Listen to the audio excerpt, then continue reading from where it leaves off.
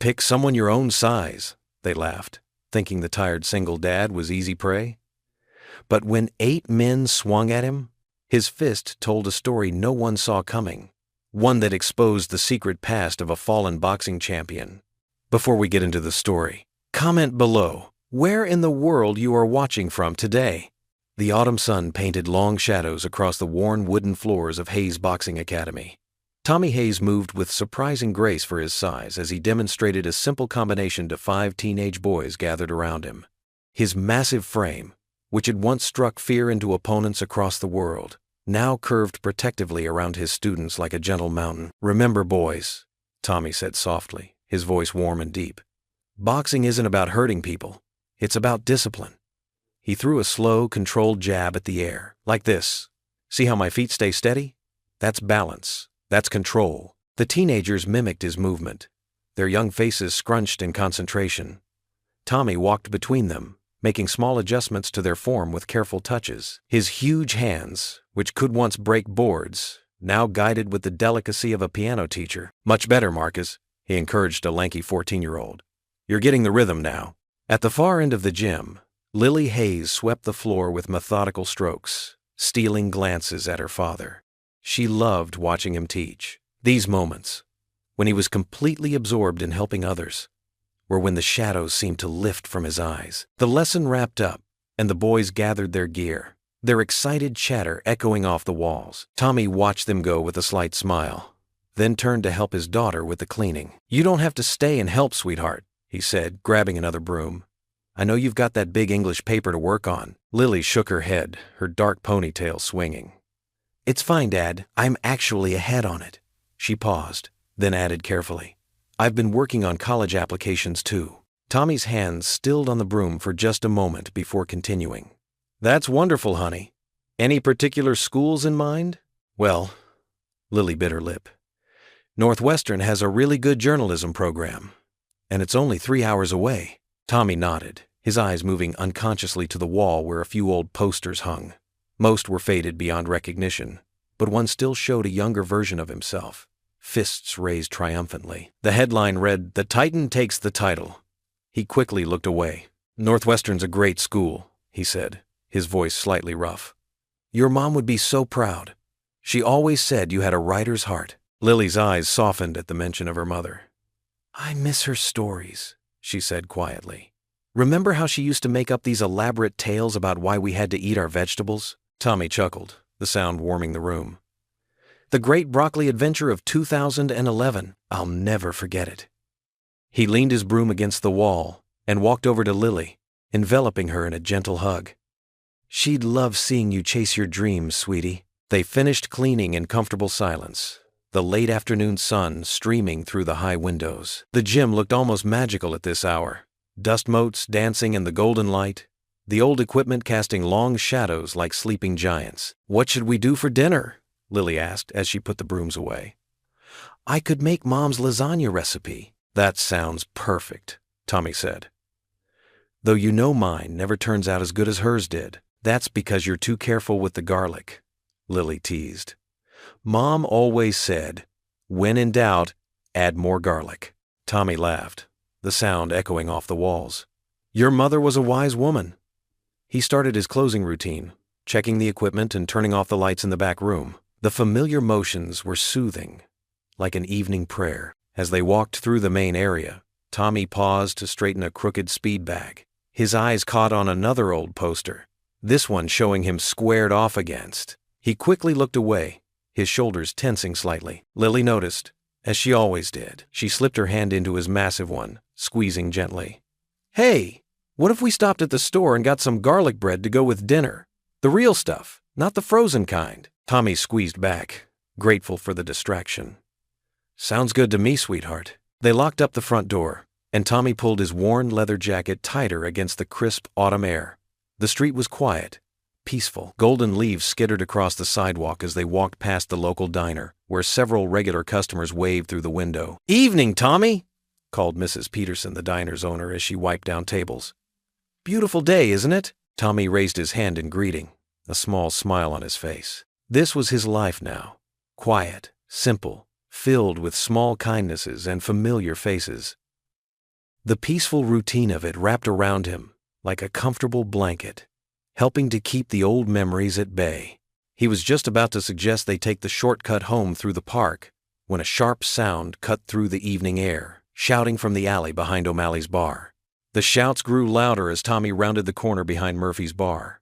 His long strides quickened, heart thumping against his chest, not from fear, but from a familiar surge of protective instinct that he hadn't felt in years. In the dim light of the alley, he saw them.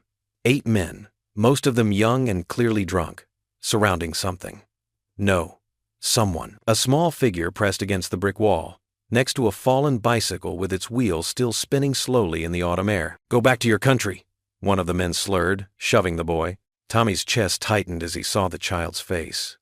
Couldn't be more than 13, with deep brown eyes, wide with terror. The boy's school backpack lay torn on the ground, books scattered across the wet pavement. "Please," the boy whispered in accented English.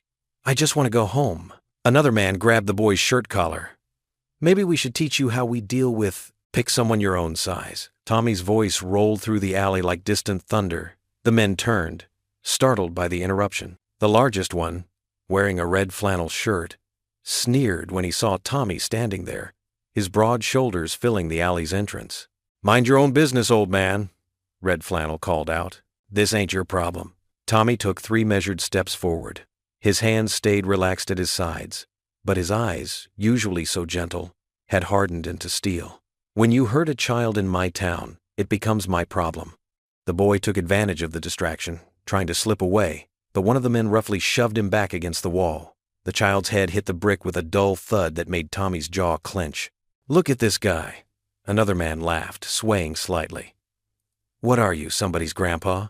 Get lost before you break a hip." Tommy didn't move. 25 years of buried instinct hummed beneath his skin, but he kept his voice steady. "Last chance, gentlemen. Walk away." Red Flannel stepped forward, alcohol and anger making him bold. "Or what?" The punch came fast, a wild, drunken swing aimed at Tommy's head. Time seemed to slow, muscle memory taking over. Tommy's upper body swayed just inches to the left, letting the fist whistle past his ear. In the same fluid motion, his right hand shot out, not to hurt, just to stop. The jab caught Red Flannel perfectly on the chin. It was barely half of what Tommy could do, but it was enough. The man's eyes went blank as his knees buckled. Then everything happened at once. 2 more men rushed him, cursing. Tommy moved like water, his bulk belying his grace. A precise palm strike to one sternum sent him stumbling backward into his friend.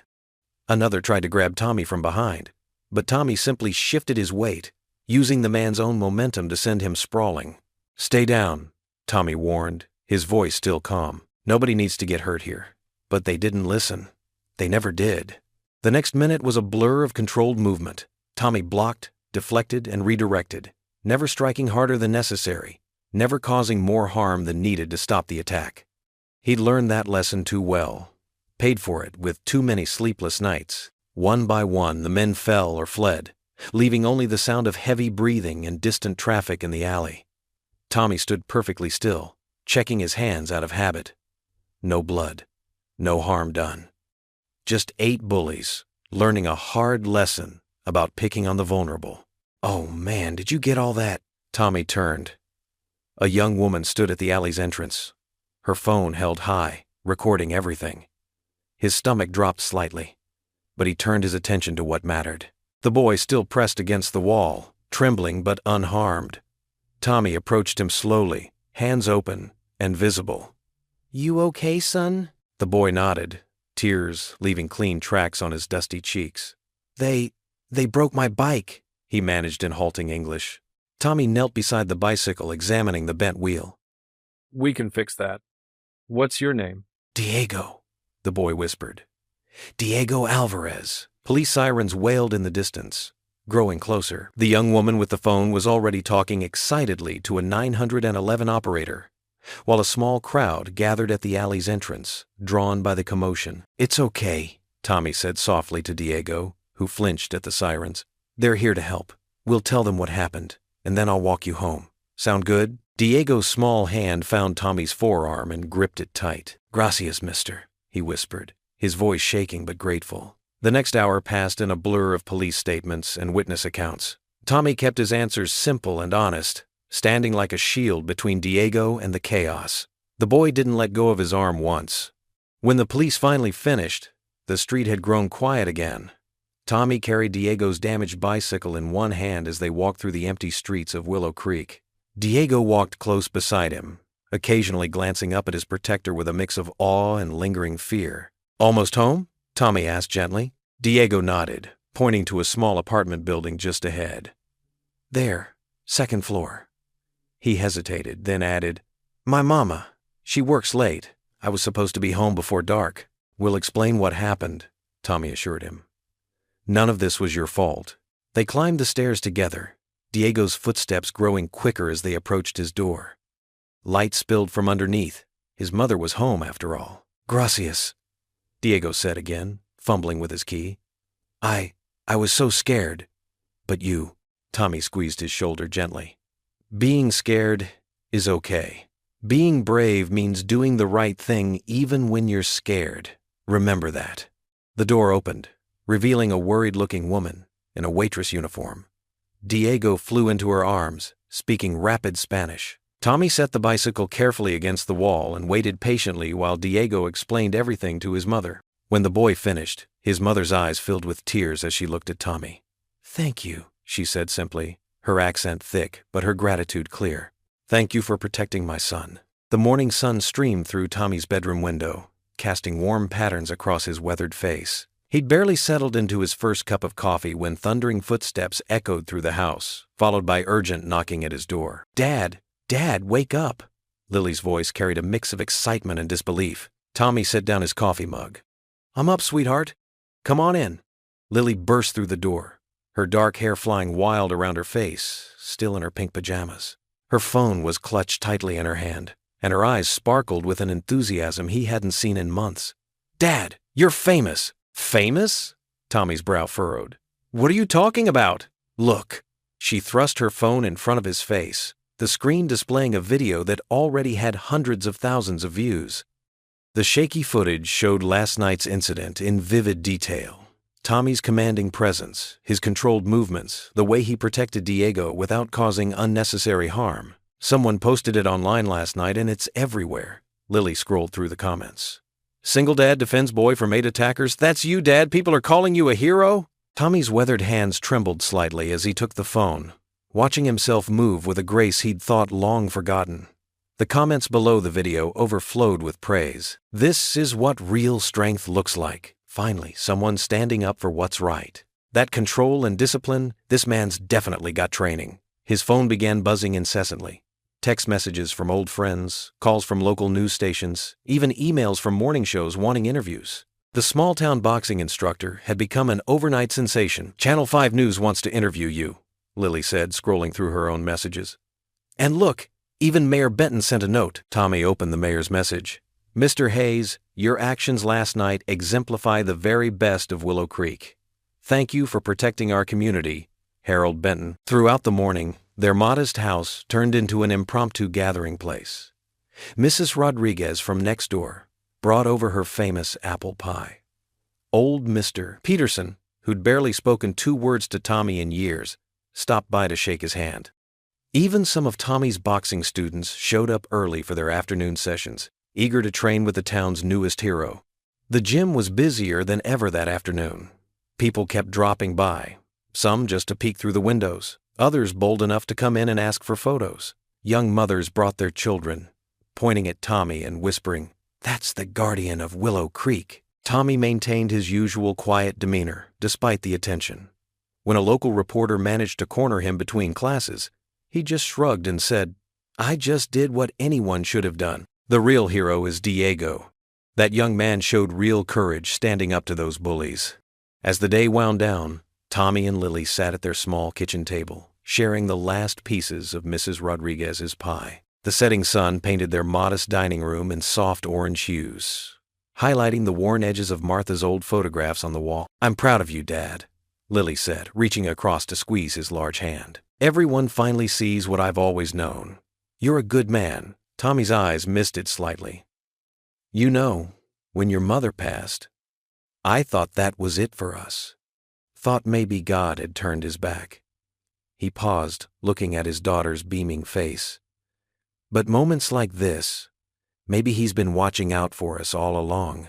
Lily's laugh filled the kitchen, a sound so much like her mother's it made Tommy's heart ache with joy. "Mom would have loved this. She always said you were too humble for your own good." Tommy smiled, feeling a warmth in his chest he hadn't experienced in years. For the first time since that fateful night in the ring so long ago, he allowed himself to believe that perhaps God hadn't forgotten him after all. Maybe this was his way of showing that peace was possible, that good could still come from his hand. The quiet happiness of their small family dinner felt more precious than any championship belt he'd ever won. In the gentle glow of their kitchen, surrounded by the love of his daughter and the unexpected support of his community, Tommy Hayes finally felt at peace. The late morning sun cast long shadows across the worn boxing ring at Hayes Boxing Academy. Tommy wrapped his large hands around a punching bag, steadying it for Diego, who had shown up early for his first proper lesson. The boy's small fists made soft thumping sounds against the leather. "Remember, Diego, boxing isn't about hurting people. It's about discipline and—" "Excuse me, Mr. Hayes?" Tommy turned to find a woman standing in the gym's doorway. She wore a pressed blazer and carried a sleek messenger bag, looking distinctly out of place among the peeling paint and well-used equipment. Her auburn hair was pulled back in a neat bun, and she held herself with the confident poise of someone used to asking difficult questions.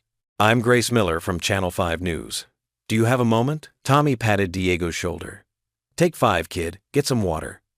He wiped his hands on a towel and approached the reporter, offering a polite smile that didn't quite reach his eyes. "Ma'am, that's quite a technique you're teaching him," Grace said, nodding toward Diego.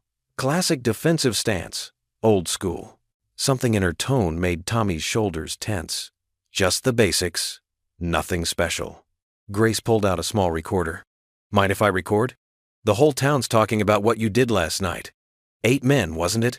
That's impressive for anyone, let alone—" She paused, studying his face. "Someone who claims no formal training." Tommy's fingers fidgeted with the towel. "Like I told the police, I just got lucky. Right place, right time." "Lucky?" Grace's eyebrow arched. "Or maybe it had something to do with your experience as Thomas the Titan Hayes?" The towel slipped from Tommy's suddenly trembling hands. The gym seemed to shrink around him, the walls closing in like they had that night 25 years ago. His throat went dry. "I'm sorry, but I think you should leave." His voice came out hoarse. "Mr. Hayes, people deserve to know—" "I said leave!" The words exploded from him, echoing off the walls. Diego jumped, and Tommy immediately regretted his outburst. He took a deep breath, forcing his voice to soften. "Please, just go." Grace Miller didn't flinch. She simply tucked away her recorder and pulled out a business card, placing it on a nearby bench. "When you're ready to tell your side of the story, call me." She turned and walked out, her heels clicking against the concrete floor. Tommy stood frozen until Diego's small voice broke through his daze. "Mr. Hayes, are you okay? Go home, Diego. We'll continue tomorrow." After locking up the gym early, Tommy drove home in a fog. The house felt emptier than usual as he made his way to the basement. In a dusty corner, behind old Christmas decorations and boxes of Martha's things he still couldn't bring himself to sort through, sat a locked metal trunk. His hand shook as he entered the combination. 1997. The year everything changed. Inside lay newspaper clippings, yellowed with age, photos of a younger Tommy, muscled and proud, fists raised in victory. Boxing gloves, carefully wrapped in tissue paper. And at the bottom, a VHS tape labeled simply, "Final Match." Tommy hadn't watched it in 20 years, but he still had an old TV and VCR set up in the basement. Martha had always teased him about being old-fashioned. The familiar static filled the screen as he pushed in the tape. The footage was grainy, but the roar of the crowd came through clear as day. 2 men circled each other in the ring, himself, younger and full of fire, and Eddie Miller, a rising star with something to prove. The commentators' voices crackled with excitement. The Titan Hayes, undefeated in 27 matches, against newcomer Eddie Lightning Miller. Tommy's hands clenched as he watched the dance he'd replayed in his mind countless times. The quick jabs, the footwork, the moment Eddie dropped his guard just slightly. "No," Tommy whispered, but he couldn't look away. His younger self threw the punch, A perfect hook that caught Eddie on the temple. Eddie fell. The crowd cheered, then grew quiet. The medical team rushed in. The camera zoomed in on Tommy's face as realization dawned. Eddie Miller never got up. Tommy's legs gave out, and he sank to the floor, tears streaming down his weathered cheeks. "I'm sorry," he whispered to the empty room. "I'm so sorry." Upstairs, his phone buzzed repeatedly. Finally, he dragged himself up to check it.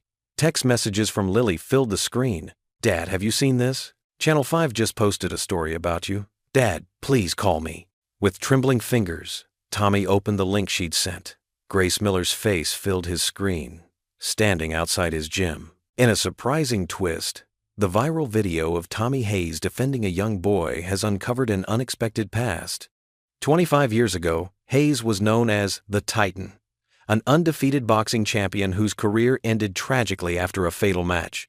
The question remains, who is Tommy Hayes really? A hometown hero, or a man running from his past? The phone slipped from Tommy's grip, clattering to the floor. Above him, through the small basement window, storm clouds gathered, darkening the afternoon sky. The morning dawned gray and cold over Willow Creek, a perfect match for the storm about to break. Tommy sat at his kitchen table, sipping coffee and scrolling through his phone messages, mostly congratulations and interview requests from the past few days. A small smile crossed his weathered face as he read a text from Diego's mother, thanking him again. Then, everything changed. His phone buzzed with a news alert. The moment he saw the headline, his coffee mug slipped from his fingers, shattering on the floor. "Viral hero was X, boxing champion who killed a man in the ring." The article was everywhere. Grace Miller's byline led the story, complete with archive footage from that fatal night 25 years ago. Tommy watched his younger self in the grainy video, his fists raised in victory before realizing his opponent wasn't getting up. The memories flooded back. The chaos, the screaming, the desperate attempts at CPR. "Dad?" Lily's voice came from the stairs. She stood there in her pajamas, phone in hand, face pale. "What's happening?" Tommy couldn't find words. On the kitchen floor, coffee spread between the broken pieces of his mug like dark rivers. Just like his past, once broken, it couldn't be contained. By mid-morning, the protesters arrived. They gathered outside the gym with handmade signs, "No killers in our town," and "Protect our children." Tommy watched from inside as parents who'd praised him days ago now pulled their kids away from the building. Some spat on the sidewalk as they passed. His phone rang. Mayor Harold Benton's name flashed on the screen. "Tommy," the mayor's voice was careful, practiced.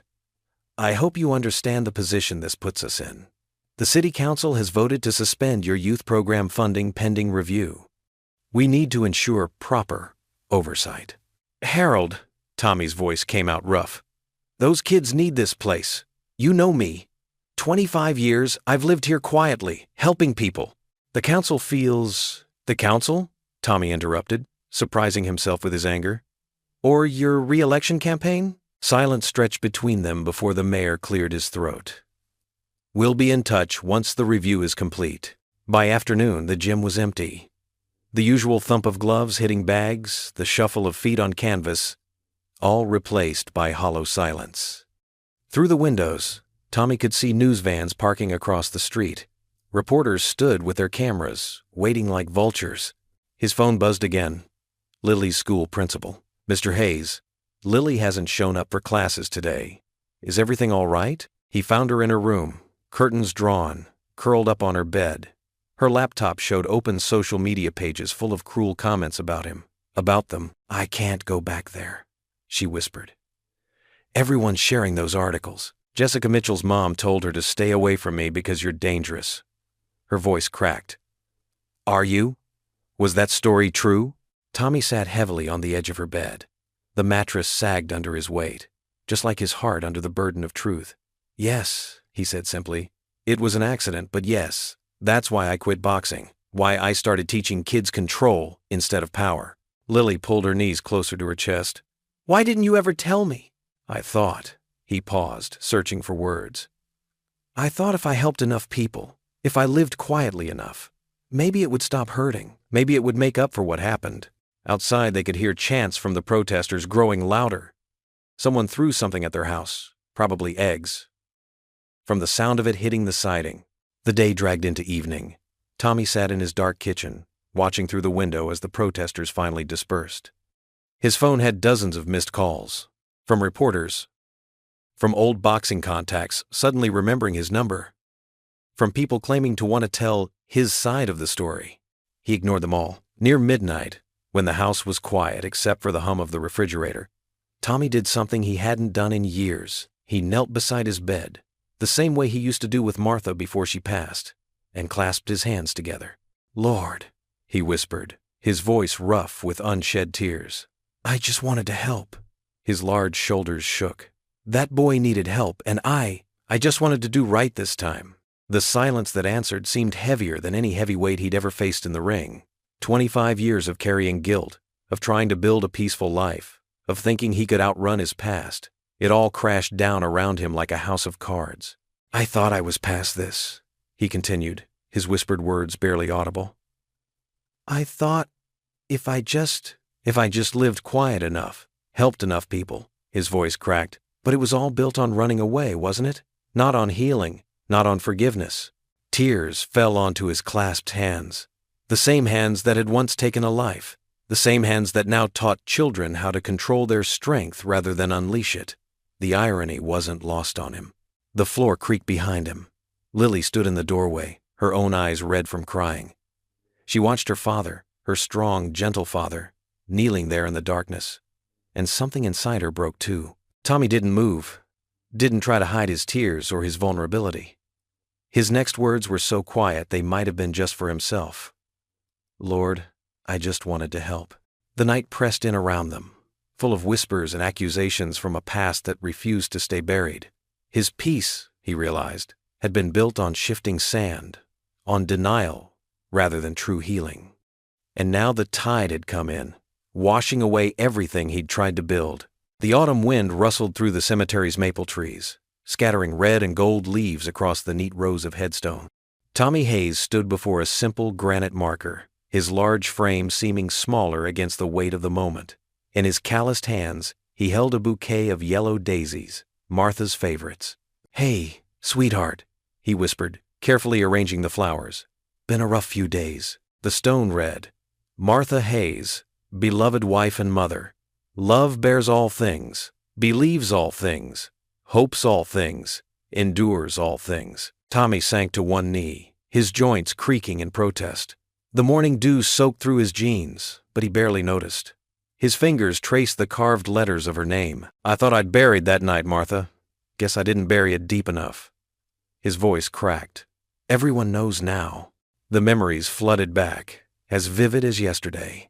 The packed arena, bright lights, the roar of the crowd. His opponent, Eddie Miller, dancing light on his feet, throwing quick combinations. Tommy remembered thinking how good the kid was, how much potential he had. Then came the punch. A clean hit. Nothing dirty about it. Eddie went down hard. The referee started counting, but Eddie didn't get up. The medics rushed in. Tommy remembered dropping to his knees, praying harder than he'd ever prayed before. "I can still see his wife's face, Martha." Tommy's shoulders shook. Grace Miller. She was ringside, screaming his name. "I tried to help, God knows I tried. But Eddie?" He never opened his eyes again. A fresh wave of pain washed over him as he recalled Grace's devastated expression when the doctors delivered the news. He'd wanted to apologize, to explain, but what could you say to a woman whose husband you'd just killed? And now she's here, Martha, writing about me, the past coming full circle. He wiped his eyes with the back of his hand. "I need your wisdom, honey. What would you tell me to do?" The wind whispered through the trees again, and Tommy could almost hear Martha's voice. "The truth will set you free." He stayed there a while longer, letting the morning chills seep into his bones, until the sound of approaching footsteps made him look up. A groundskeeper was starting his rounds, giving Tommy a respectful nod. "Time to go," Tommy murmured, patting the headstone one last time. "I love you, Martha." Back at his modest house, Tommy had barely settled into his armchair when there was a knock at the door. Opening it, he found Diego and his mother, Maria, standing on his porch. Diego clutched something behind his back, shifting nervously from foot to foot. "Senor Hayes," Maria began, her English careful and measured. "We wanted to thank you again. What you did for my son, "Please, come in," Tommy said, stepping aside. "And it's just Tommy." They settled in his living room, where family photos lined the walls. Tommy and Martha on their wedding day, Lily's first day of school, moments frozen in happier times. Diego finally brought out what he'd been hiding, a piece of construction paper covered in crayon drawings. "I made this for you, Mr. Hayes," he said, proudly holding it up. Tommy's breath caught in his throat. The drawing showed a giant figure, clearly meant to be him, standing protectively over a smaller figure, while stick figure bad guys ran away. Above it, in careful block letters, "Mr. Hayes the hero," his vision blurred with tears. This is really something, Diego." His voice was rough with emotion. "Thank you." "Diego talks about you all the time now," Maria said softly. "He says he wants to be brave like you when he grows up." Tommy looked at the boy's earnest face and felt something shift inside him. These kids, Diego, the teenagers at his gym, they needed someone to believe in them, to show them a better way, just like Martha had always believed in him. "The gym," he said suddenly. "I'm keeping it open, but the funding," Maria started. "We'll figure something out." Tommy's voice grew stronger. "Those kids need a place to go, to learn discipline and respect. Maybe I can't change the past, but I can still make a difference now." After Diego and his mother left, Tommy drove to the gym.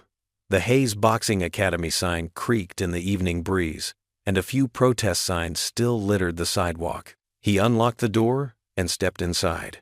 The familiar smell of leather and sweat welcomed him. Tommy wrapped his hands methodically, the ritual calming his nerves. Soon, the rhythmic thump of his fists hitting the heavy bag filled the empty gym. Each punch carried the weight of memory. Eddie's fall, Grace's screams, Martha's funeral, the years of silence. Thump, thump, thump. Lost in the rhythm, he didn't hear the door open, didn't notice the quiet footsteps. But something made him pause, lower his hands, and turn around. Grace Miller stood in the doorway, her reporter's notebook absent this time. She watched him with an unreadable expression, the gym's fluorescent lights casting shadows across her face. Tommy's arms fell to his sides, his wrapped hands suddenly feeling too heavy. The echoes of his punches faded into silence, replaced by the ghosts of that fatal night 25 years ago. The soft thud of gloves against the heavy bag echoed through the empty gym. Tommy's rhythmic movements stopped abruptly as Grace's footsteps clicked across the wooden floor. The overhead fluorescent lights cast long shadows, making the space feel both intimate and exposed. "I wondered when you'd come back," Tommy said quietly, not turning around. His hand steadied the swaying bag. "I think we both knew I would." Grace's voice carried a weight that made Tommy's shoulders tense. She moved closer, her reflection appearing in the wall mirror beside him. "But I'm not here as a reporter this time." Tommy finally turned to face her. Up close, he could see the careful composure in her expression, the way she held herself, strong but guarded. She looked different from the young woman he remembered glimpsing at ringside all those years ago. "I'm Eddie Miller's wife," she said simply. The words hung in the air like smoke. Tommy's legs felt weak, and he reached for the nearest support beam. "I know," he managed to say. Grace watched him, her professional demeanor cracking slightly. "For years, I hated you. I imagined you living your life, forgetting about Eddie, about what happened that night. I convinced myself you were a monster." Tommy's voice was barely above a whisper. "You had every right. But then I learned something that changed everything." Grace pulled out an old newspaper clipping from her purse. This article, it was buried in the sports section a week after the fight. A janitor who was there that night told how you stayed with Eddie, how you tried to help him breathe, how you rode with him in the ambulance, praying the whole way. Tommy's eyes closed at the memory. The metallic taste of fear, the wail of sirens, Eddie's hand growing cold in his own. "Why didn't you ever tell anyone?" Grace asked. "What good would it have done?" Tommy's voice cracked. "Eddie was gone. Nothing I could say would bring him back to you." Grace moved closer, her eyes searching his face. "I came here to see if you've really changed, or if you're just hiding behind this gentle giant act. But looking at you now." She paused, studying the deep lines of grief etched into his face. "You never stopped caring that night, did you?" Tommy sank onto a nearby bench, his massive frame seeming to collapse in on itself. "After the fight, I couldn't sleep, couldn't eat, started drinking hard. Lost my marriage. Almost lost Lily." He ran a hand over his face. "The paper said I was a killer. Maybe they were right. But the worst part wasn't what they said. It was knowing Eddie's family was out there somewhere, suffering because of me. "Tell me about that night," Grace said softly, sitting beside him. "I need to hear it from you." Tommy's words came slowly at first, then in a rush. "It was supposed to be my big comeback fight. Eddie was younger, faster. Everyone said I should retire, but I was too proud." He stared at his hands. 10th round. I landed a right cross, same punch I'd thrown 1,000 times before. But Eddie, he fell wrong. I knew something was different the moment he hit the canvas. "The doctors said it was the angle," Grace added quietly. "A 1 in a million chance." I dropped beside him right there in the ring, kept talking to him, begging him to wake up. When the paramedics came, I wouldn't let go of his hand. I rode to the hospital praying harder than I'd ever prayed in my life. Tommy's voice broke. They pronounced him dead at 2:47 a.m. I remember the clock on the wall, the way the second hand just kept moving like nothing had changed. But everything had changed. Grace's composure finally cracked, tears sliding down her cheeks. "I blamed you for so long. It was easier than accepting it was just fate, bad luck, no one's fault." "I've spent 25 years trying to be worthy of forgiveness," Tommy said. "Opening this gym, teaching kids there's more to strength than throwing punches. But I don't know if I'll ever forgive myself." "Forgiveness doesn't erase what happened," Grace said, wiping her eyes. "It doesn't bring Eddie back or make the pain disappear. But maybe." She took a deep breath. "Maybe it's time we both stop letting that night define us. Maybe it's time we start healing." They sat in silence for a long moment, the quiet broken only by the gentle creak of the ring ropes and the distant sound of traffic outside. Finally, Grace stood, smoothing her skirt. "I'm writing one more story about you," she said, moving toward the door. At the threshold, she turned back. "This time, you get to tell it your way." The morning sun streamed through the gym's freshly cleaned windows, casting long rectangles of light across the worn boxing ring. Tommy stood at the entrance, his large frame filling the doorway as he flipped the closed sign to "Open." The familiar creak of the door's hinges felt like an old friend welcoming him back. Inside, the gym looked exactly as it always had. The faded posters, the neat rows of punching bags, the metallic smell of equipment mixed with leather and sweat. But something felt different. The usual morning bustle was missing. Where once a dozen kids would have been warming up, now the space echoed with emptiness. Diego arrived first, right on time at 7 a.m. sharp, his backpack slung over one shoulder. His sneakers squeaked against the polished floor as he practically bounced toward Tommy. "Buenos dias, Mr. Hayes." Diego's smile lit up his whole face. "I did my homework early so I could stay longer today." Tommy's chest tightened with emotion. "That's great, kid. Let's wrap those hands and work on your footwork." As they settled into their routine, Tommy noticed Diego glancing at the empty spaces where other students used to train. The boy's shoulders dropped slightly, but he didn't say anything about it. Around mid-morning, the door chimed again. Grace Miller walked in, her journalist notebook tucked under her arm. But her stance was different now. Less reporter, more friend. She watched as Tommy demonstrated a proper defensive stance to Diego. "Your technique is still perfect," she commented, making both Tommy and Diego turn. "Miss Miller," Diego waved enthusiastically. "Mr. Hayes is teaching me how to block properly. Want to see?" Grace smiled warmly at the boy's enthusiasm. "Maybe in a minute, Diego. I actually need to talk to Mr. Hayes about something important." Tommy nodded to Diego. "Take 5, kid. Practice those combinations on the speed bag." As Diego jogged off, Grace approached the ring where Tommy stood. She rested her elbows on the bottom rope, looking up at him with determination in her eyes. "I have an idea," she said. "And before you say no, hear me out completely." Tommy's eyebrows raised, but he gestured for her to continue. "A charity boxing exhibition," Grace said, her words coming faster now, carried by enthusiasm. "We'll call it the Fight for Second Chances. Half the proceeds go to Diego's family. I know they're struggling with medical bills from his mom's surgery. The other half goes to veterans' rehabilitation programs." Tommy's first instinct was to refuse. The thought of stepping into a ring again, even for exhibition, made his stomach turn. But Grace wasn't finished. "It's not about violence, Tommy. It's about showing people what boxing really means. Discipline, control, respect. You could demonstrate technique with some of the veterans. Show everyone that fighting isn't about hurting, it's about protecting what matters. From across the gym, Diego's rhythmic hits on the speed bag provided a steady backdrop to their conversation. Tommy watched the boy's concentrated expression, his careful form, his determination to get it right. The town's split right now, Grace continued softly. Some people still see you as a hero, others as a threat. This could heal that divide. Show them the real Tommy Hayes, the man who teaches kids to stand up for themselves without throwing a punch, the man who turned his pain into purpose. Tommy stepped back, leaning against the ropes. His old competition gloves hung on the wall nearby, their leather worn but still strong. They'd been hanging there for years, untouched, a reminder of both triumph and tragedy. "And you'd be okay with this?" he asked Grace quietly. "After everything?" Grace's expression softened.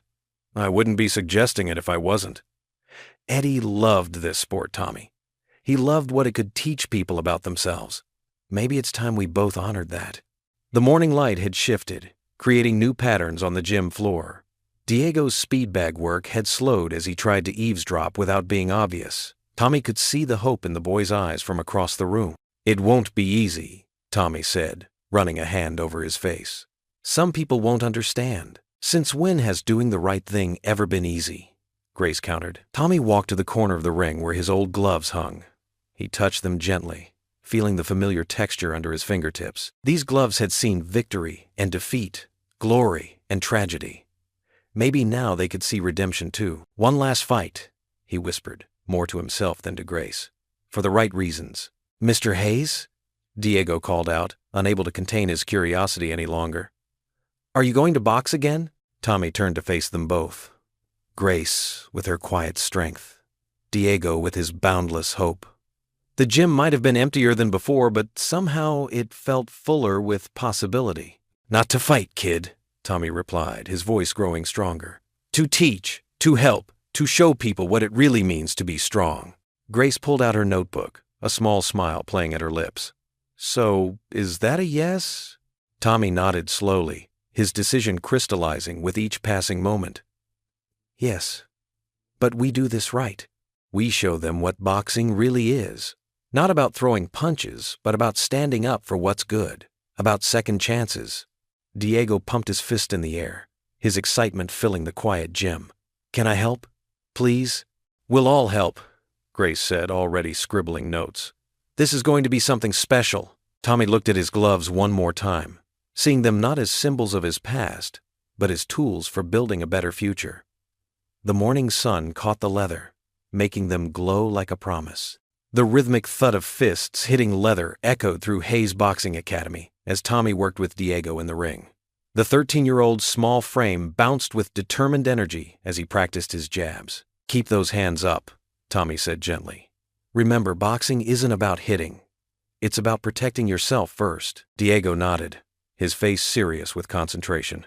Beads of sweat rolled down his forehead as he adjusted his stance. In the corner, Lily recorded their session with her phone, adding another clip to their growing collection of training videos.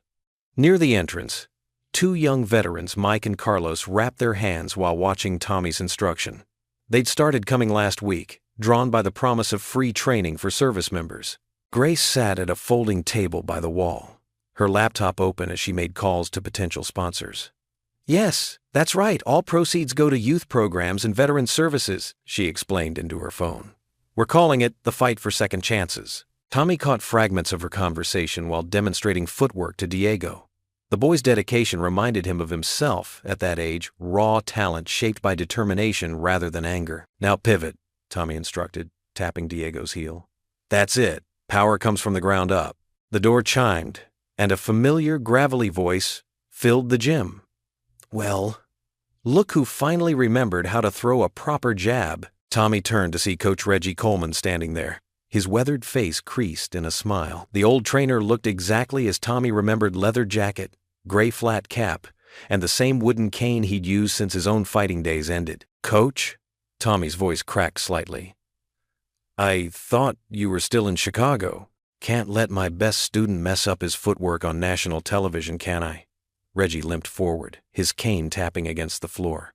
He stopped at the ring, eyeing Diego's form. "Not bad, kid, but your left shoulder's dropping."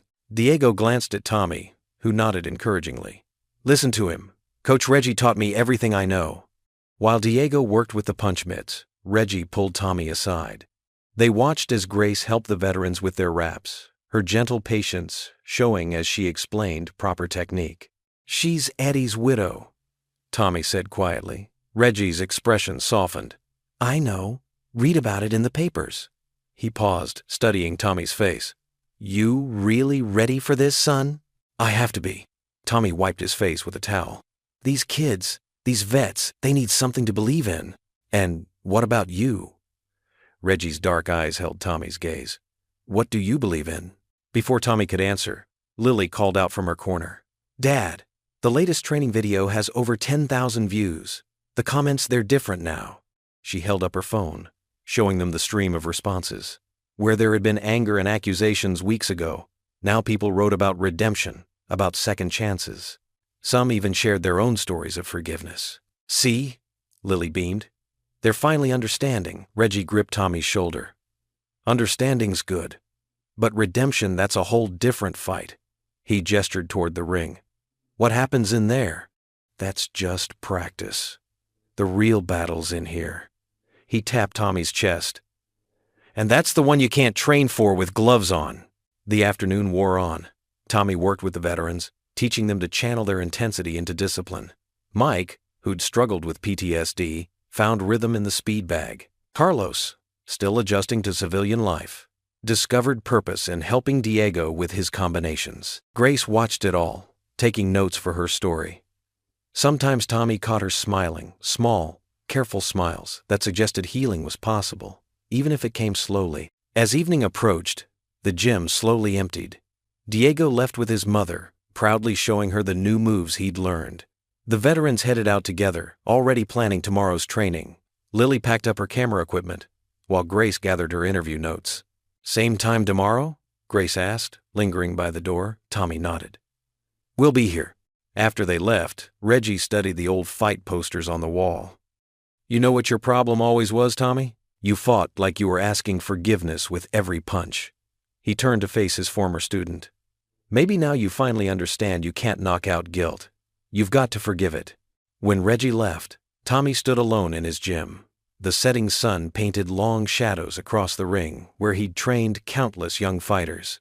But none of those lessons had been as important as the ones happening now. He knelt beside the ring, closing his eyes. The familiar smell of leather and sweat surrounded him as he bowed his head. "If this fight's my penance, Lord, help me make it count." The prayer hung in the quiet gym, a whisper of hope in the growing darkness. The old wooden pews of First Methodist Church creaked under the weight of the Sunday morning congregation. Sunlight filtered through stained glass windows, casting colorful patterns across Tommy Hayes' broad shoulders as he stood at the pulpit.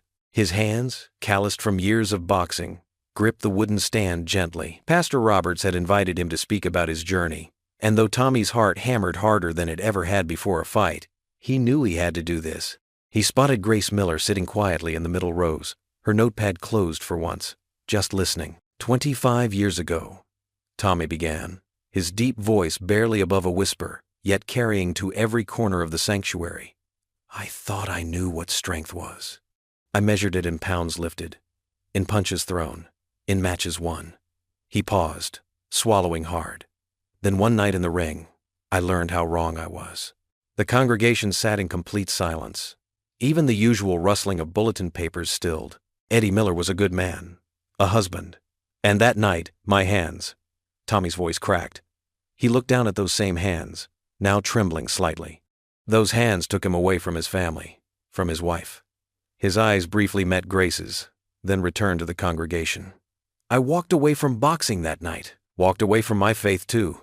Figured God wouldn't want anything to do with me anymore." An elderly woman in the front row dabbed at her eyes with a tissue. Tommy continued, "But here's what I've learned since then. Running from your past doesn't erase it. And hiding from God doesn't mean He stops watching over you." He told them about the night with Diego, about how protecting that boy had forced him to face his fears. "I didn't want to fight anymore. But sometimes, doing nothing in the face of wrong, that's its own kind of sin. You don't belong in God's house after what you did." The shout came from somewhere in the back, angry and sharp. The church felt deadly quiet. Pastor Roberts half rose from his chair, but Tommy raised a hand gently. "You're right," Tommy said quietly, meeting the unseen speaker's accusation with calm acceptance. "But he let me in anyway. That's what grace means, I think. Getting what you don't deserve." A soft murmur rippled through the congregation. Then, from somewhere in the middle rows, a single person began to clap. Others joined in, slowly at first, then building, not thunderous applause, but something more meaningful, quiet acknowledgement of a truth recognized. After the service, people lingered in the church hall over coffee and cookies. Many approached Tommy, not with the previous week's suspicion, but with handshakes and quiet words of support. Mrs. Peterson, who'd been teaching Sunday school since Tommy was a boy, hugged him tight and whispered, "Welcome home." As the crowd thinned, Grace appeared at his elbow. "That was brave," she said, holding 2 styrofoam cups of coffee. She offered him one. "Wasn't brave," Tommy replied, accepting the cup. "Just honest." They found themselves walking through the church garden, where late autumn roses still bloomed against the brick walls. The air held the crisp promise of coming winter. "I stopped going to church after Eddie died," Grace admitted, warming her hands around her coffee cup. "Couldn't understand how a loving God could let something like that happen." Tommy nodded. "Martha, my wife, she used to say that God doesn't cause the bad things. He just promises to be there when they happen. You miss her very much." "Every day." Tommy looked at the roses, their petals holding strong against the cold. "But she taught me something important before she passed. Said forgiveness isn't about forgetting. It's about choosing to love anyway." Grace was quiet for a moment. "Eddie would have liked you, you know. He always said you could tell a man's character by how he handles losing, not winning." She smiled slightly. "He'd have respected how you've lived since that night." A light rain began to fall, pattering against the church's stained glass windows. Tommy walked Grace to her car, holding his jacket over her head to keep her dry. At her car door, Grace turned to face him. For the first time since they'd met, her smile reached her eyes, warm, genuine, touching something in Tommy's heart he'd thought long buried. Maybe God's giving us both a second chance. The flickering street lamp cast long shadows across the empty parking lot as Tommy turned his old pickup truck toward Hayes Boxing Academy. His headlights swept across the building's facade, and his heart stopped. Orange flames licked at the windows, and thick black smoke billowed into the night sky. "No, no, no," Tommy's voice cracked as he slammed the truck into park. He fumbled for his phone, dialing 911 with trembling fingers. Then he remembered Diego had stayed late to clean up, insisting on helping prepare for the charity event. The boy often fell asleep on the old couch in the office when he worked late. Tommy sprinted toward the burning building, his massive frame moving with surprising speed. The heat hit him like a wall as he approached the entrance. The front door was already charred, hanging crooked on its hinges. Spray painted across the brick walls were ugly words, racial slurs, and threats that made his stomach turn. "Diego!" he bellowed, pushing through the smoke. "Diego, where are you?" The interior was an inferno. Equipment lay scattered and broken across the floor. Speed bags slashed open, mirrors shattered, weights thrown through windows. The destruction spoke of pure hatred. But Tommy had no time to process it. He had to find Diego. Smoke burned his lungs as he navigated through the familiar space, now transformed into a maze of fire and debris. The old boxing ring was ablaze, ropes melting like candle wax. Decades of memories, photographs, trophies, newspaper clippings, curled and blackened on the walls. A weak cough from the back office caught his attention. "Diego!" Tommy crashed through the door to find the boy huddled in the corner, barely conscious from the smoke. Without hesitation, Tommy scooped him up in his powerful arms. "I got you, son. Hold on." He pressed Diego's face against his chest, trying to shield him from the worst of the smoke. The path back seemed longer now, flames reaching for them with hungry fingers. Tommy's lungs screamed for air, but he pushed forward one step at a time. They burst out into the cool night air just as fire trucks wailed in the distance. Tommy carried Diego to safety, setting him down gently on the grass. The boy coughed violently, but his eyes were clear and focused. "Mr. Hayes," Diego wheezed. "I tried to stop them. There were so many." "Shh, save your breath, kid." Tommy's voice was hoarse from smoke. "You're safe now. That's all that matters." Paramedics arrived, rushing to check them both. Tommy watched helplessly as firefighters battled the blaze, but he knew it was too late. 25 years of work, of redemption, of building something good, all of it turning to ash before his eyes. Detective Sarah Chen arrived as dawn broke, her face grim. "Mr. Hayes, we have reason to believe this was retaliation from the men involved in the bar incident. Several witnesses reported seeing their vehicles in the area." Tommy nodded numbly, watching Diego being loaded into an ambulance for observation. The boy would be okay, but the guilt weighed heavy on Tommy's shoulders. If he hadn't intervened that night, if he just walked away. Grace's car screeched into the parking lot, followed closely by Lily's beat-up Volkswagen. Both women ran toward him, faces pale with shock. "Dad!" Lily threw her arms around him. "Are you hurt? We saw it on the news." "I'm fine, baby." Tommy's voice was flat, defeated. "But the gym, everything's gone." Grace surveyed the destruction, her reporter's eyes taking in every detail. "Tommy, we can rebuild. The community will help." "No." Tommy cut her off, stepping away from both women. "No more. I'm done bringing trouble to people's doors. Diego could have died tonight because of me." "Because of those thugs," Grace corrected sharply. "Not because of you." But Tommy wasn't listening. He stared at the smoldering ruins of his gym, seeing not just the physical destruction but the death of his dreams. Every punch bag he'd hung, every kid he'd trained, every step toward redemption, reduced to ashes. "The event's canceled," he said quietly.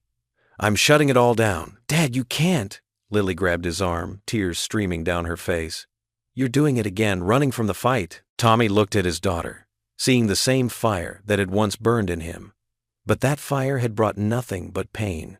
He'd fought in the ring and killed a man.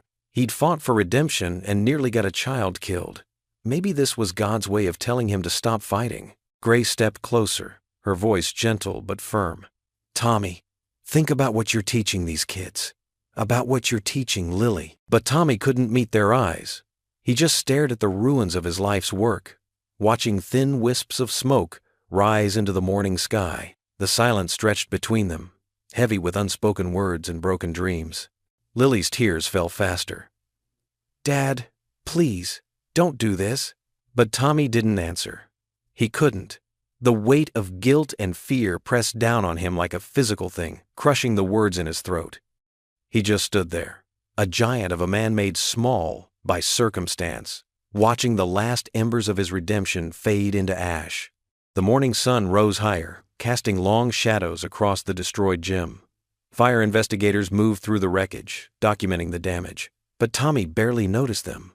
His world had narrowed to the charred remains of his dreams and the crushing certainty that he'd been fooling himself all along. There was no redemption for men like him. There was only the endless cycle of violence, following him like a curse. Grace and Lily remained beside him, their presence both a comfort and an accusation. But Tommy couldn't bring himself to look at them, to see the disappointment in their eyes. He just kept staring at the ashes, wondering how he'd ever convinced himself he deserved a second chance. Tommy's footsteps crunched over broken glass and charred wood as he paced through the ruins of his gym. The moon cast long shadows across the destruction, making the burnt beams look like fallen soldiers. The smell of smoke still hung heavy in the air, mixing with the autumn night's chill. He stopped at what used to be the main training area. Just yesterday, speed bags had hung here, and the walls had held inspiring quotes about perseverance. Now only blackened studs remained, reaching toward the star-filled sky like accusing fingers. "I should have known better," Tommy muttered to himself, kicking aside a melted piece of equipment. "Should have known I couldn't outrun the past." The night stretched endlessly as he wandered through the wreckage. Every few steps, he'd pick up something salvageable, a barely scorched photo, a bent trophy, fragments of his life's work. His huge hands, usually so steady in the ring, trembled as he gathered these pieces of his shattered dreams. Near what used to be his office, Tommy found Martha's picture. The frame was cracked, but her smile remained untouched by the flames. He gently wiped the soot from the glass with his sleeve. "What would you say now, Martha?" he whispered, his voice rough with unshed tears. "I tried to do something good, and look what happened. Maybe this is God's way of telling me to stop." The wind rustled through the debris, and for a moment, Tommy could almost hear Martha's voice, gentle but firm. the way she'd always been. You were never fighting men, Tommy. You were fighting your own heart. He pressed the photo to his chest, remembering how she'd always seen right through his defenses. Even now, years after her passing, her wisdom cut straight to his core. She'd known his real opponent wasn't in the ring. It was the guilt and fear he carried inside. Hours passed as Tommy sat on a chunk of concrete, watching the stars fade and the eastern sky slowly brighten. The first hints of dawn painted the destruction in soft pink light, making everything look strangely beautiful, like a battlefield after the war was done. He heard footsteps approaching, but didn't turn around. He knew those measured steps. Grace Miller, probably here to document more of his failure. I figured I'd find you here, Grace said softly, coming to stand beside him. Her voice held none of the sharp-edged reporter's tone he'd first known. Instead, it carried something warmer, something that reminded him of Martha's compassion. Tommy kept his eyes on the horizon. Come to write about how it all fell apart? Actually, Grace moved to face him. I came to tell you something important. She paused until he finally met her gaze. The community's been calling all night. The veterans want to help rebuild. Parents are organizing fundraisers. Even Mayor Benton called. He's pledging city support. Tommy shook his head in disbelief. After everything that's happened? Because of everything that's happened, Grace corrected. She reached into her bag and pulled out a hammer, holding it out to him. You inspired them more than you know, so start swinging. Tommy stared at the offered tool, his mind racing with memories, throwing his first punch, winning his first title, the tragic night that ended it all. And now, the chance to build something new from the ashes. His fingers closed around the hammer's handle, and something shifted in his chest. The weight felt right, like it belonged there more than boxing gloves ever had. The sun was fully up when Diego arrived, his bike skidding to a stop at the edge of the ruins. Without a word, he grabbed a wheelbarrow and started clearing debris. His determination shone in every movement, reminding Tommy of himself at that age, before the fame, before the tragedy, when boxing was still pure. One by one, others began to appear. A group of veterans arrived in their work clothes, carrying tools and lumber. Parents who'd once pulled their kids from the gym now showed up with water coolers and work gloves. Even some of Tommy's former critics came, offering their help without fanfare. They worked through the morning heat, clearing the destruction piece by piece. Tommy found himself directing the effort naturally, his boxing trainer's voice now calling out instructions for construction instead of combinations. Grace worked alongside everyone else, her camera forgotten as she passed out water bottles and helped sort salvageable materials. Every so often her eyes would meet Tommy's, and he'd see something there that made his heart beat stronger than any fight ever had. By late afternoon, the lot was cleared. The veterans, led by a former construction foreman, had already begun laying out the foundation for the new building. Tommy watched in amazement as the first support beam was raised against the darkening sky. Diego appeared at his side, face streaked with dirt and sweat.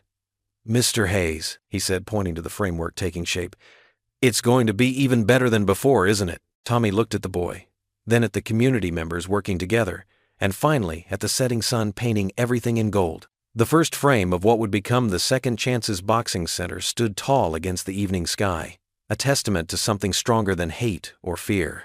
Martha's words echoed in his mind again. You were never fighting men, Tommy. You were fighting your own heart.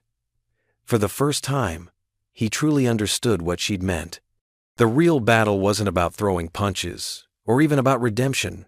It was about having the courage to let people in, to accept help, to believe in second chances. He squeezed Diego's shoulder and watched another beam rise against the sunset, supported by dozens of hands working as one. The morning sun painted the sky in streaks of pink and gold as dozens of townspeople gathered around the burnt remains of Hayes Boxing Academy. The sound of hammers rang out like a determined heartbeat through the crisp autumn air. Veterans in worn work boots hauled lumber, while teenagers balanced on ladders, scraping away the charred remnants of hatred. Tommy stood quietly at the edge of the lot, his broad shoulders relaxed for the first time in days. He watched as Coach Reggie directed volunteers like a general commanding troops, pointing and calling out instructions in his gruff but kind voice. That support beam needs to be level. Someone get me a spirit level over here. Grace moved through the crowd with her camera, capturing the spirit of community in every frame. She paused to photograph a group of elderly church ladies who had set up folding tables laden with sandwiches and thermoses of hot coffee. Her lens caught the steam rising from the cups against the cool morning air. the determined smiles on weather-worn faces, the way everyone's hands seemed to find purpose in the work. "Dad!" Lily called out from where she sat, cross-legged on a stack of lumber, her laptop balanced on her knees. "We just hit $20,000 in donations. People from all over the country are sending money." Her eyes sparkled with excitement as she scrolled through the comments.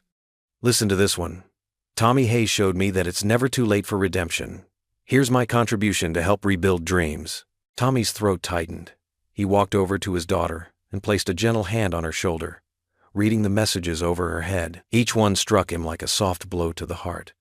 For second chances. In memory of Eddie Miller. Because everyone deserves forgiveness. Grace approached them, lowering her camera. "The mayor's here," she said softly. "He wants to talk to you." Mayor Benton picked his way carefully through the construction site, his usual polished appearance somewhat rumpled. He cleared his throat. "Mr. Hayes, I believe I owe you an apology. When I suspended your funding, I was thinking about votes, not values." He extended his hand. "The town council has voted to match all donations raised, and I'd like to officially endorse the charity event." Tommy shook the offered hand, noting how the mayor's fingers trembled slightly. "Thank you, Harold, but this isn't about me anymore." He gestured to the volunteers working around them. "It's about them. About us." By midday, the framework of the new building stood tall against the sky. Diego and his mother served homemade tacos to the workers, while veterans taught teenagers the proper way to hang drywall. The local hardware store had donated supplies, and the high school art class was already designing murals for the new walls. Grace convinced Tommy to sit down for a TV interview in front of the construction. The local station set up their equipment as people worked in the background. The reporter, a young woman with kind eyes, asked Tommy why he decided to continue with the charity event. Tommy looked directly into the camera, his voice steady and clear. "This isn't about boxing, it's about forgiveness. Not just forgiving others, but forgiving yourself." He paused, gathering his thoughts. 25 years ago, I couldn't save Eddie Miller. That guilt nearly destroyed me. But now I see that by helping these kids, these veterans, maybe I can honor his memory instead of running from it. The interview went viral within hours. Lily's phone buzzed constantly with notification after notification as the donation page exploded with support. Local businesses began calling, offering to sponsor the outdoor event in the town square. As the afternoon wore on, more people arrived to help. The men who had originally supported Tommy during the viral video incident showed up with tools and determination. Even some former critics came, quietly picking up hammers and joining the work without fanfare. Grace found Tommy taking a water break, sitting on a stack of 2x4s. She sat beside him, her camera hanging around her neck. "You know," she said, "when I first came here, I thought I was chasing a story about the past." She smiled softly. "Instead, I found one about the future." The sun began its descent toward the horizon, painting the sky in deep oranges and purples. The workers gathered around the front of the building, where a new sign waited to be raised. Tommy stood with Lily on one side and Grace on the other, watching as the veterans secured the final bolts. The sign, crafted in sturdy metal and illuminated from within, cast a warm glow in the gathering dusk. "Second Chances Boxing." Below it, in smaller letters, "Where Hearts Learn to Fight." Coach Reggie flipped the switch, and the sign blazed to life. A cheer went up from the crowd. Diego hugged Tommy's waist, and Lily squeezed his hand. Grace captured the moment with her camera, preserving forever the instant when a community chose love over hate, forgiveness over fear. The twilight deepened around them, but the sign shone bright, a beacon of hope against the darkening sky. Tommy looked at the faces around him, his daughter, Grace, Diego, the veterans, the townspeople who had become family, and felt the last walls around his heart crumble away. He wasn't alone anymore. He never had been. The autumn morning dawned clear and crisp over Willow Creek's town square. American flags fluttered from every lamppost, and a makeshift boxing ring stood in the center, surrounded by rows of folding chairs that filled quickly with townspeople. The excitement in the air felt different from a regular fight night warmer, more hopeful. Tommy stood in the makeshift changing area behind the ring, wrapping his hands with the same careful precision he'd used thousands of times before. His movements were steady, but his heart raced with memories of his last public fight. The old familiar scent of leather and sweat brought him back to that fateful night. But this time, something was different. Peace had replaced his old drive for victory. "Need help with those wraps, Dad?" Lily appeared in the doorway, clipboard in hand. She wore a navy blue event staff t-shirt with Second Chances Boxing printed across the front. Her long brown hair was pulled back in a neat ponytail, and her eyes sparkled with pride. "I got it, sweetheart." Tommy smiled, flexing his wrapped hands. "How's it looking out there?" "We're at maximum capacity. Grace is handling the press. They're everywhere.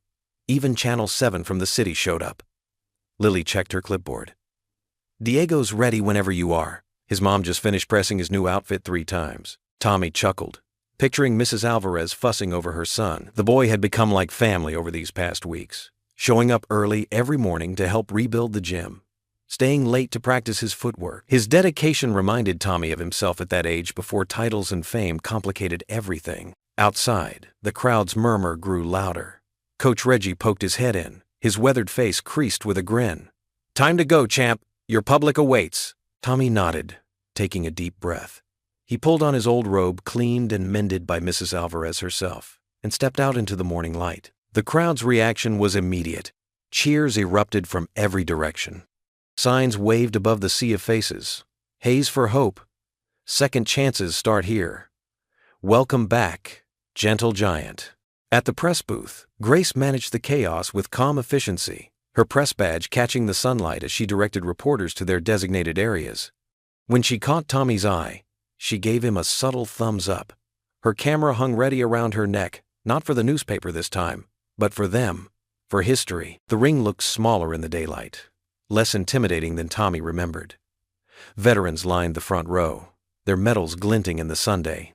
He recognized faces from the reconstruction effort, men and women who'd found purpose again while rebuilding the gym. They nodded at him with understanding in their eyes. They knew about fighting different kinds of battles. Mayor Benton stepped into the ring, microphone in hand. The crowd settled as he began to speak about community, healing, and the power of second chances. Tommy barely heard the words. His focus had shifted to Diego, who stood nervously at the corner of the ring in his new boxing gear, shifting from foot to foot. "Ladies and gentlemen," the mayor concluded, "please welcome to the ring Tommy the Gentle Giant Hayes." Tommy climbed through the ropes, feeling their familiar give under his weight. The cheers washed over him like waves, but instead of feeding his ego as they once had, they humbled him. He raised his hand in acknowledgement, then gestured for Diego to join him. The boy scrambled into the ring, his new boots squeaking slightly on the canvas. He looked tiny next to Tommy, but his chin was held high, and his eyes shone with determination. Tommy could see Mrs. Alvarez in the crowd, clutching her hands together, proud tears already starting to fall. Tommy took the microphone. His voice, steady and clear, carried across the hushed square. 25 years ago, I fought for glory. Today, I'm here to show what fighting should really be about: discipline, respect, and protecting those who need it." He turned to Diego. "Ready, kid?" Diego nodded, raising his gloves in the proper stance just as they'd practiced. Tommy moved into position, and Coach Reggie called out, "Time!" What followed wasn't a fight, it was more like a dance. Tommy moved with controlled grace, demonstrating proper form, while Diego followed his lead. They worked through combinations they'd practiced for weeks: jab, cross, slip, weave. Tommy called out encouragement, explaining each move to the crowd as they went. "See how Diego keeps his guard up?" Tommy projected his voice clearly. "That's not just about blocking punches, it's about protecting yourself while staying ready to help others." They moved through another sequence. "Notice his footwork, always balanced, always ready to move forward or back. Life's the same way. You need to stay on your feet, but you also need to know when to stand your ground." The crowd watched in respectful silence, understanding they were witnessing something more meaningful than a boxing match. Parents pulled their children closer, pointing out details. Veterans nodded in appreciation of the discipline on display. Even the reporters had lowered their cameras, caught up in the moment. Diego executed a perfect combination just as they'd practiced. His face broke into a wide grin when Tommy playfully staggered back, making the crowd laugh. The joy in the boy's eyes reflected everything Tommy had once loved about boxing before titles and pressure had twisted it into something else. "Last combination, kid," Tommy called out. "Show them what we worked on." Diego's face set in concentration as he moved through the most complicated sequence they'd practiced. Left jab, right cross, bob, weave, body shot. Each move delivered with control rather than power. Tommy guided him through it, his massive frame moving with surprising gentleness, demonstrating that true strength wasn't about dominance. As they finished, Diego threw his last punch precisely where Tommy had taught him, pulled back just enough to demonstrate control. Tommy caught the boy's glove in his own, held it high, and turned to the crowd. "This is what it's about," he declared, his voice thick with emotion. "Not how hard you can hit, but how well you can control your power. Not how many opponents you can beat, but how many people you can lift up." The square erupted in thunderous applause. Diego beamed up at Tommy, his face shining with sweat and pride. From the press area, Grace captured the moment with her camera, tears glistening in her eyes. She lowered the camera and met Tommy's gaze across the ring. "Eddie would have been proud," she whispered, though Tommy couldn't hear the words through the cheering crowd. But he could read them on her lips, and they landed softly in his heart like a benediction. Tommy stood in the center of the makeshift ring, his massive frame somehow gentle against the morning light.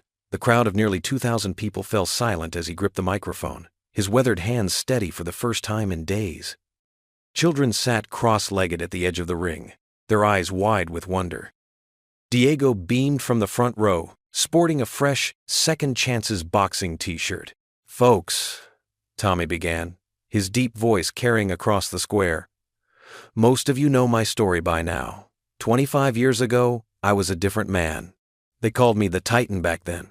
He paused, swallowing hard. "I fought for glory, for titles, for myself, until one night changed everything." Grace watched from the media booth, her camera capturing every moment. Beside her, Lily squeezed her hand, both women fighting back tears. "I've fought men in the ring," Tommy continued, his voice growing stronger. "But life taught me real strength isn't in your fists, it's in forgiveness." He looked directly at Grace, their eyes meeting across the distance. "Some angels here taught me that." The crowd hung on every word as Tommy shared how the viral video of him defending Diego had forced him to face his past. "When those men threatened that boy, I had a choice. Use my fist for harm or protection. Show hate or show love." Coach Reggie nodded from the corner, pride evident on his face. The veterans in attendance stood straighter, recognizing the battle in Tommy's words. "Then this community, you all showed me what real fighting means. When our gym burned down, you didn't run. You grabbed hammers. You brought lunch. You proved that the strongest punch isn't thrown with a fist. It's extended with an open hand." A murmur of agreement rippled through the crowd. Several of the construction workers who'd helped rebuild the gym wiped their eyes. The morning sun caught the fresh paint on the new Second Chances boxing sign, making it gleam. Tommy gestured toward it. "That name isn't just about boxing. It's about all of us. Every person deserves a second chance, even those we think don't, even ourselves." Phones recorded from every angle as Tommy invited Diego into the ring. The boy climbed through the ropes, nervous but excited. "This young man," Tommy announced, "taught me more about courage than any championship fight. He showed me that sometimes the bravest thing isn't fighting back, it's standing tall in the face of fear." Together, they demonstrated simple boxing moves not to hurt, but to protect. Tommy guided Diego's hands, showing proper form, explaining to the crowd how every movement could be used for defense rather than offense. The boy's face glowed with concentration. "See, boxing isn't about violence," Tommy explained as they moved. "It's about discipline, respect, and knowing when not to throw a punch. Just like life isn't about winning every fight, it's about choosing the right battles." As the demonstration ended, thunderous applause erupted. Local news cameras panned across the crowd, capturing the moment. Parents hugged their children. Veterans stood at attention, offering silent salutes. The mayor stepped forward, presenting Tommy with a key to the city. But Tommy immediately handed it to Diego. "The future belongs to those brave enough to choose love over hate," he said into the microphone, his voice thick with emotion. Within hours, phones buzzed across the country. The video spread faster than the first one had, but this time with a different message. Social media lit up with the hashtag number "Pick Someone Your Own Size," transformed from a threat into a rallying cry for protection and peace. By evening, Tommy's inbox overflowed. A former heavyweight champion wrote about his own struggles with guilt. A Vietnam veteran shared how boxing saved him from PTSD. Single fathers reached out, thanking Tommy for showing strength could be gentle. The golden sunset painted the town square in warm hues as workers dismantled the ring. Tommy helped stack chairs, refusing to let others do all the work. His shoulders felt lighter than they had in years. Grace approached as he finished, 2 cups of coffee in hand. "Want to take a walk?" They strolled to the small park behind the square, settling on a bench beneath the stars. Crickets chirped softly in the grass. Their hands found each other naturally, like they'd been doing it for years. "Funny thing," Grace said softly, looking up at the constellations. "Forgiveness didn't change the past, but it changed me." Tommy turned to her, seeing in her eyes all the pain and healing they'd both traversed.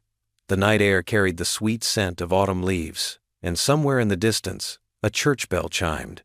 In that moment, surrounded by stars and second chances, they sat in peaceful silence, their intertwined fingers saying everything words couldn't. The late autumn sun streamed through the newly installed windows of Second Chances Boxing, casting long shadows across the freshly painted walls. Inside, the familiar rhythm of jump ropes hitting the floor mixed with the steady thump of gloves against bags. Tommy moved between the stations, his large frame casting protective shadows over his students as he offered quiet guidance and encouragement.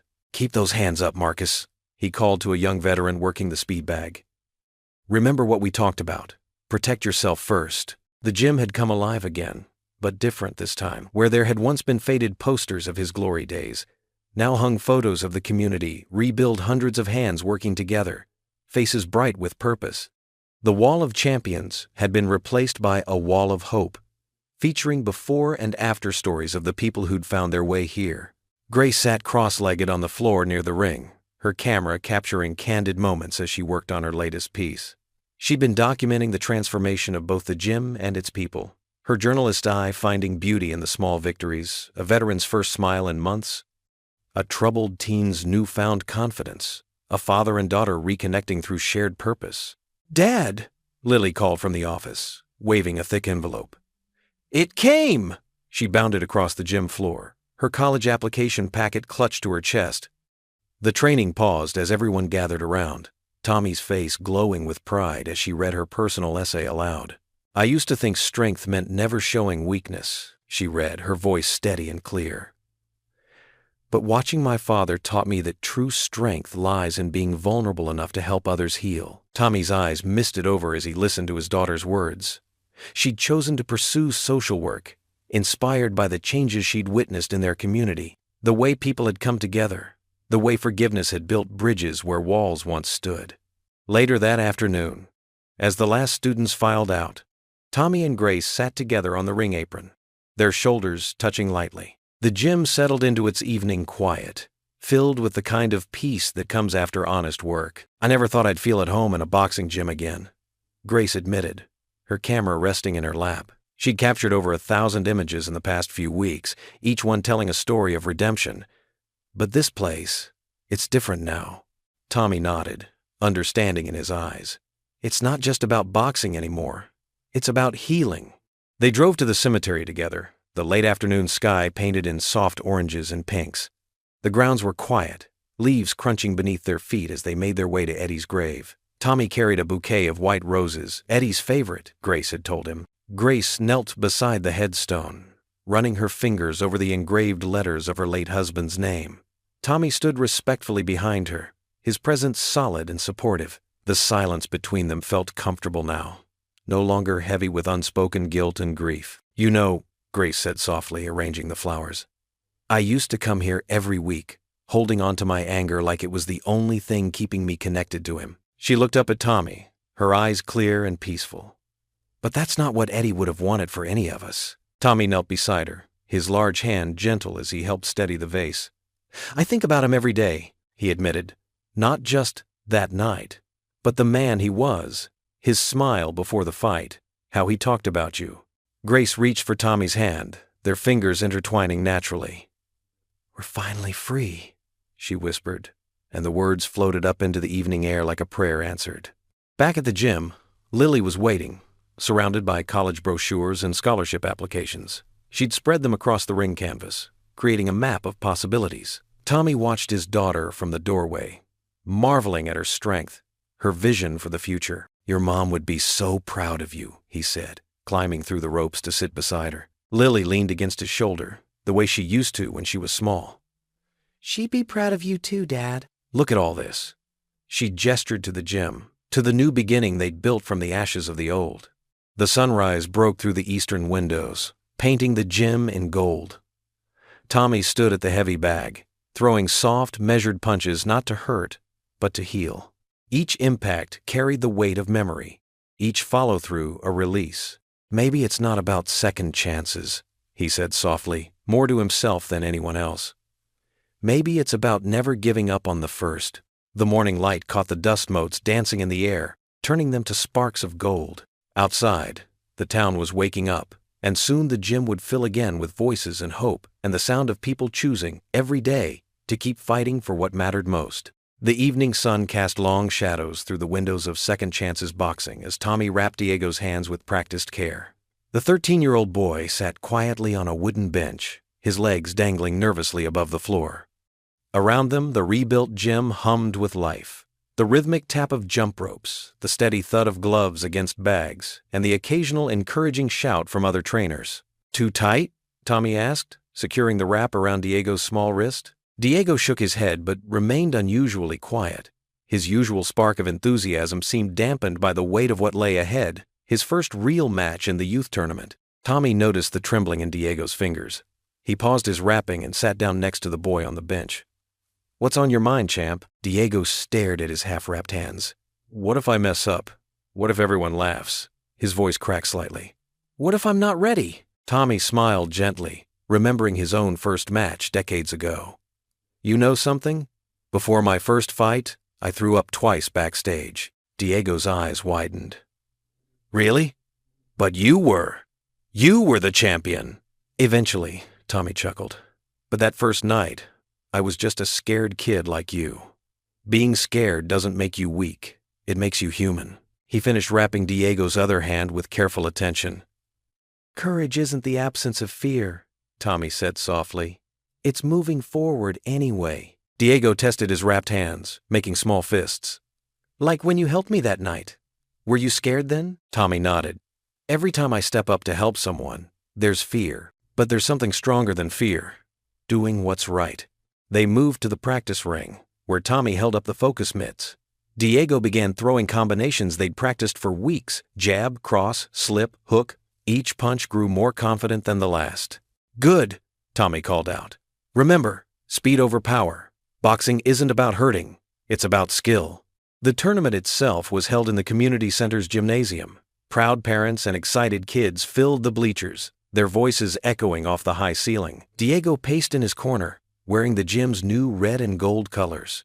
Tommy knelt beside him, checking his headgear one final time. "Remember what we practiced," Tommy said calmly. "Keep your guard up, stick to the basics, and breathe." The bell rang. Diego moved forward cautiously, facing a slightly taller opponent. The first round was tentative, both boys testing the waters. During the break, Tommy wiped Diego's face with a towel. "You're doing great," he encouraged.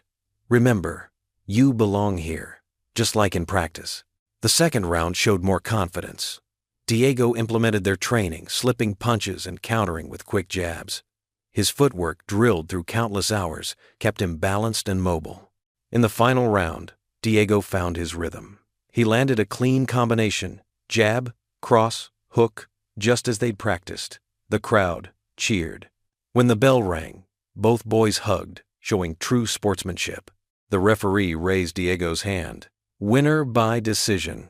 The boy's face lit up with pure joy as he spotted his mother cheering from the crowd.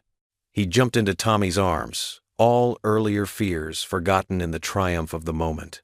After the ceremony, while other families filed out of the gymnasium, Diego ran up to Tommy with something hidden behind his back. Lily stood nearby, phone ready to capture the moment for the gym's social media. "Mr. Hayes," Diego said, suddenly shy again, "I made this for you." He pulled out a carefully rolled piece of paper. Tommy unrolled it to find a drawing done in bright colors. It showed two figures in a boxing ring, one tall and broad-shouldered, the other small but standing proud. Above them, in careful letters, were the words, "Mr. Hayes, my coach, my hero." Tommy's eyes welled with tears. The simple artwork carried more weight than any championship belt ever had. He noticed details in the drawing. the scar on his eyebrow that Diego had included, the exact color of their gym's logo, even the way Tommy stood with his hands clasped behind his back while teaching. "Diego," Tommy's voice was rough with emotion. "This is beautiful." Lily captured the moment on her phone, her father's gentle giant frame, kneeling to hug the small boy who'd helped change everything. The gym's social media would later caption it, "Real heroes aren't born in victories, but in moments of kindness." Back at the gym, Tommy stood before the wall where his old championship belt hung. For years, he couldn't look at it without feeling shame. Now, with careful movements, he picked up Diego's drawing and hung it right beside the belt. The contrast was striking. The gleaming gold of past glory next to the simple, heartfelt art of a child. The two pieces side by side told a story of transformation. The belt represented who he had been, a fighter seeking glory. The drawing showed who he'd become, a mentor helping others find their strength. Together, they completed a circle of redemption that had taken 25 years to close. Tommy stepped back, looking at both items catching the last rays of sunset through the gym's windows. The old belt no longer carried the weight of guilt it once had. Instead, alongside Diego's drawing, it had become part of a larger story, one of falling down and getting back up, of fear transformed into courage, of past pain redeemed through present kindness. The late afternoon sun painted Second Chance's boxing in warm golden hues as laughter and music spilled from its open doors like water from a fountain. Inside, the gym buzzed with activity during their first community open house, the air thick with the mingled scents of fresh coffee, homemade cookies, and the lingering leather smell of boxing gloves. Colorful streamers hung from the ceiling beams like party banners, swaying gently in the breeze from the industrial fans. Folding tables lined with refreshments stretched along one wall. Casseroles from the church ladies, Diego's mother's famous empanadas, and enough desserts to feed half the town.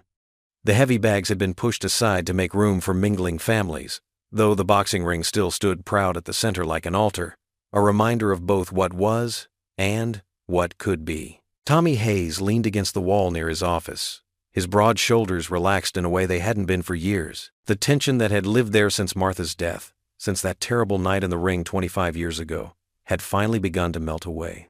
His weathered face held the hint of a smile as he watched Diego demonstrate proper jabbing technique to a timid newcomer, a boy about 10 years old with glasses too big for his face and shoes that squeaked on the gym floor. "Keep your guard up," Diego instructed, his voice carrying the same patience Tommy had shown him months ago. He gently adjusted the younger boy's stance, positioning his feet shoulder-width apart.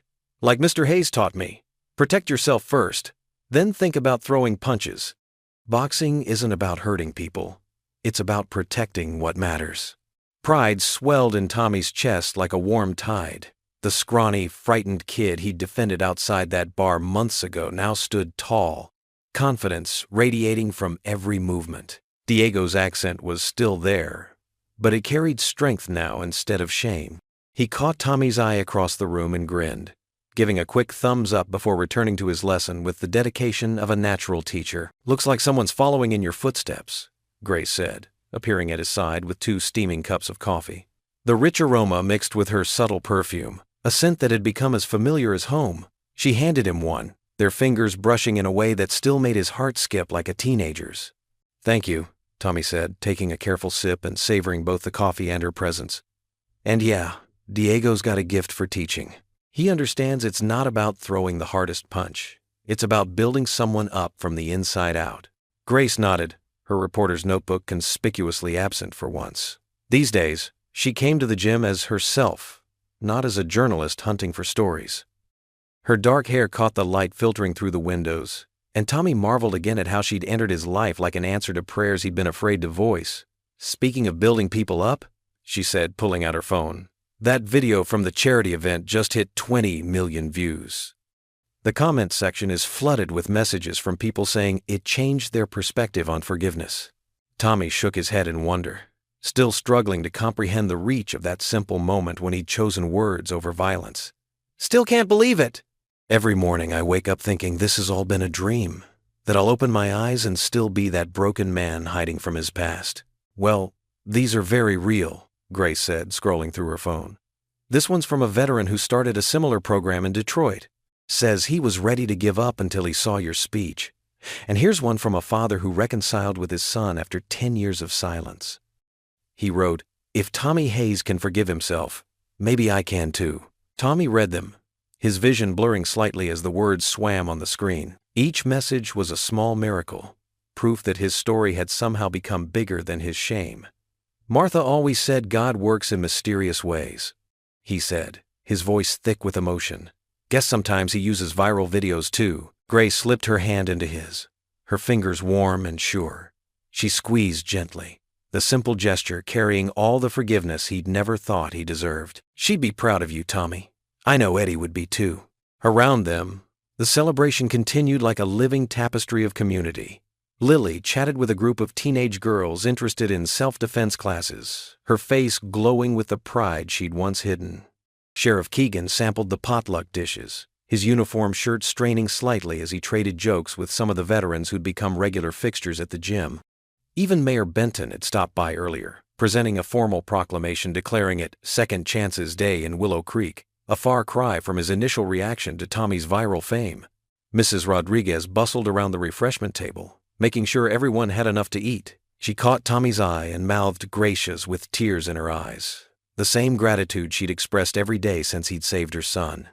Her husband stood nearby, still learning English but speaking fluently in smiles and firm handshakes for everyone who approached. "Want to take a walk?" Grace asked, noticing how Tommy's gaze had grown distant with memory. "Get some fresh air?" Tommy nodded, and they made their way outside through the crowd of families. The autumn evening was settling in with a gentle breeze that carried the scent of fallen leaves and the promise of winter. They strolled hand in hand down the familiar sidewalk, passing the spot where everything had changed, the alley behind Murphy's Bar where Tommy had first defended Diego and unknowingly begun his journey back to himself. The building looked different now in the golden light. Less threatening. Just another piece of the town's story, no longer the monster that haunted his dreams. In the distance, they could see Diego and his new student heading home, their laughter carrying on the wind like music. The younger boy was animatedly throwing practice jabs into the air while Diego offered encouragement, his voice a mix of English and Spanish that painted the evening with warmth. Tommy paused, watching them disappear around the corner toward the neighborhoods where families gathered for dinner and homework, and all the beautiful, ordinary moments that made up a life. His heart felt full in a way he couldn't quite describe.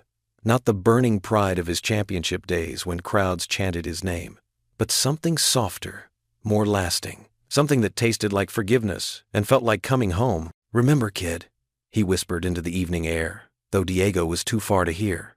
"Sometimes the best punch is the one you don't throw." Grace leaned her head against his shoulder as they gazed at the gym's sign glowing in the setting Sunday. Second Chances Boxing shone like a beacon of hope against the darkening sky, its letters catching the last rays of daylight and throwing them back like promises kept. The building stood solid and welcoming, its doors open to anyone brave enough to believe they could change. For the first time in 25 years, Tommy Hayes wasn't fighting anymore. Not his past, not his guilt, not the ghosts that had followed him through decades of self-imposed exile. He was finally, completely, gloriously at peace. What would you do if you were in their place? Comment your answer below, and let's see how you'd rewrite the ending. If you enjoyed the story of Tommy the Gentle Giant Hayes, I handpicked the next story that you will enjoy. Please don't miss this one. Click here to watch it.